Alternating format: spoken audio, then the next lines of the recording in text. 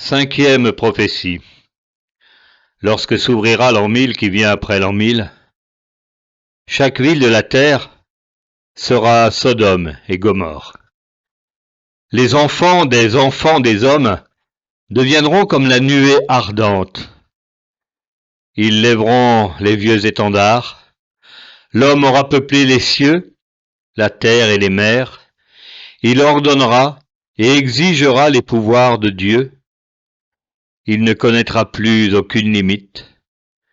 Mais à ce terme, chaque chose se retournera contre lui. Il titubera comme un roi ivre et fou.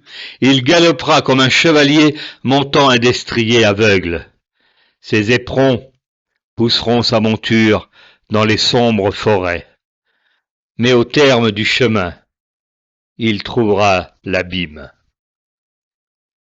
Sixième prophétie. Lorsque s'ouvrira l'an 1000, qui vient après l'an 1000, se dresseront en tout point de la terre des tours de Babel. Ce sera Rome et ce sera Byzance. Les champs se videront et la terre sera stérile.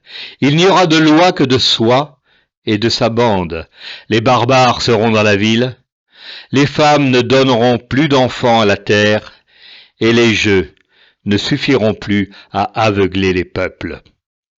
Les lumières de la raison seront en déshérence.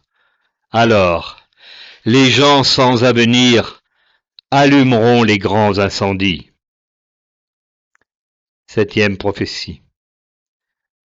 Lorsque s'ouvrira l'an 1000 qui vient après l'an 1000, la faim serrera les entrailles de tant d'hommes, et le froid bleuira tant de mains que ceux-là voudront voir un autre monde. Ils viendront dans le vieux pays et proposeront le poison, qui peu à peu détruira les corps et pourrira les âmes. Et ceux-là qui auront mêlé le poison à leur sang deviendront comme une bête sauvage prise au piège. Ils tueront, brûleront, violeront et rançonneront. Chaque matin de la vie ne sera plus qu'une apocalypse à cause des marchands de mort. Huitième prophétie. Lorsque s'ouvrira l'an 1000 qui vient après l'an 1000, chacun cherchera à jouir de tout ce qu'il pourra. L'homme répudiera sa femme autant de fois qu'il l'épousera, et la femme ira par les chemins de hasard, prenant celui qui lui plaira. Enfantant, sans se soucier de la lignée du père, ainsi aucun maître ne guidera l'enfant. Et chacun parmi les autres sera seul. La tradition sera perdue, la loi et la coutume seront oubliées, comme si l'annonce n'avait pas été faite, et l'homme redeviendra sauvage. Neuvième prophétie.